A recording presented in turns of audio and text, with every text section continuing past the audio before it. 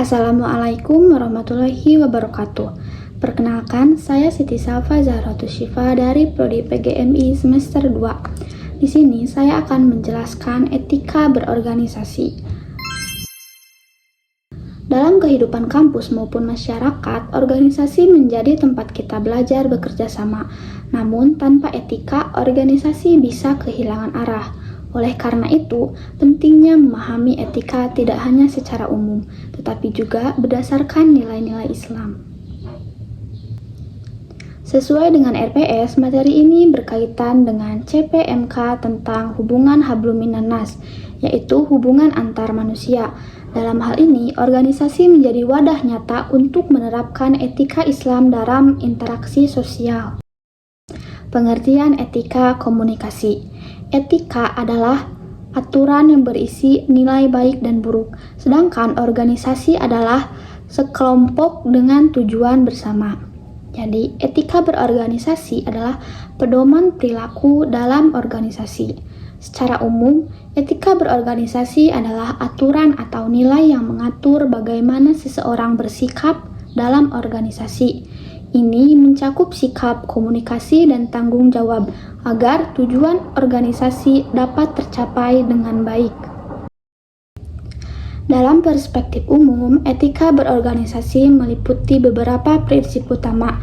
Pertama, ada tanggung jawab dalam menjalankan tugas. Kedua, kejujuran agar tidak terjadi konflik. Ketiga, kerjasama karena organisasi tidak bisa berjalan sendiri.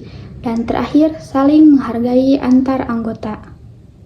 Dalam perspektif Islam, prinsip etika organisasi ada 4. Yang pertama, amanah. Sesuai dalam Quran Surat An-Nisa ayat 58 yang berbunyi, A'udzubillahi minasyaitonirrajim, Bismillahirrahmanirrahim. Innallaha ya'murukum atuwaddul amanati ila ahliha wa idza hakamtum bainan nasi atahkumu bil 'adl. Innallaha ni'ma yu'idukum bih. Innallaha kana sami'an basira. Shadaqallahul adzim. Yang artinya, sungguh Allah menyuruhmu menyampaikan amanat kepada yang berhak menerimanya, dan apabila kamu menetapkan hukum di antara manusia, hendaknya kamu menetapkannya dengan adil. Sungguh Allah sebaik-baiknya memberi pengajaran kepadamu. Sungguh Allah Maha mendengar, Maha melihat. Yang kedua ada siddiq, yaitu jujur. Ketiga ada musyawarah. Tercantum dalam Quran Surat Asy-Syura ayat 38 yang berbunyi, A'udzubillahi minasyaitonirrajim. Bismillahirrahmanirrahim. Walladzina stajabu lirabbihim wa aqamus shalah wa amruhum syura bainahum wa mimma razaqnahum yunfiqun. Shadaqallahu adzim. Yang artinya, dan bagi orang-orang yang menerima atau mematuhi seruan Tuhan dan melaksanakan sholat, sedang urusan mereka diputuskan dengan musyawarah antara mereka, dan mereka menginfakkan sebagian dari rezeki yang kami berikan kepada mereka. Dan yang terakhir ada ukhuwah dan akhlak mulia. Jadi, dalam Islam, etika berorganisasi lebih ditekankan pada nilai akhlak. Amanah berarti menjalankan tugas dengan tanggung jawab, siddiq berarti jujur, musyawarah menjadi cara pengambilan keputusan, dan ukhuwah menjadi hubungan baik antar anggota. Selanjutnya ada implementasi dalam organisasi. Pertama, dengan datang tepat waktu. Datang tepat waktu saat diadakannya acara atau rapat, kumpulan, dan sebagainya.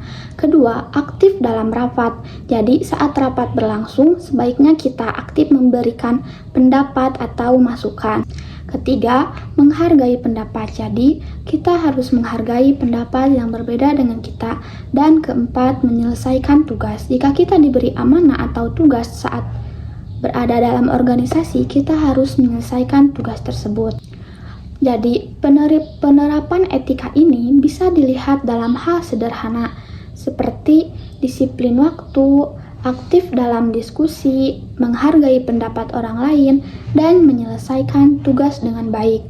Hal ini sangat menentukan kualitas organisasi. Selanjutnya ada contoh studi kasus. Contohnya, ada anggota yang tidak aktif dan tidak jujur dalam laporan. Pertanyaannya, bagaimana solusi menurut etika Islam? Kita bisa melihat contoh kasus. Misalnya, ada anggota yang tidak bertanggung jawab. Dalam Islam, solusi yang bisa dilakukan adalah menasehati dengan baik dan mengedepankan musyawarah. Selanjutnya ada penutup. Jadi, etika adalah kunci keberhasilan organisasi dan Islam memberikan pedoman lengkap yang harus diterapkan, bukan hanya dipahami.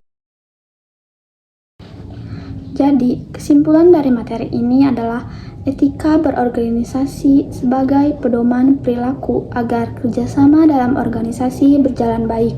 Secara umum, meliputi tanggung jawab, kejujuran, kerjasama, dan saling menghargai. Dalam Islam, etika ini diperkuat dengan nilai amanah, jujur, dan musyawarah sebagai bagian dari hablum minan nas. Jadi, etika tidak cukup dipahami, tetapi harus diterapkan dalam kehidupan sehari-hari. Mungkin itu saja yang dapat saya sampaikan. Mohon maaf apabila banyak kekurangan. Wassalamualaikum warahmatullahi wabarakatuh.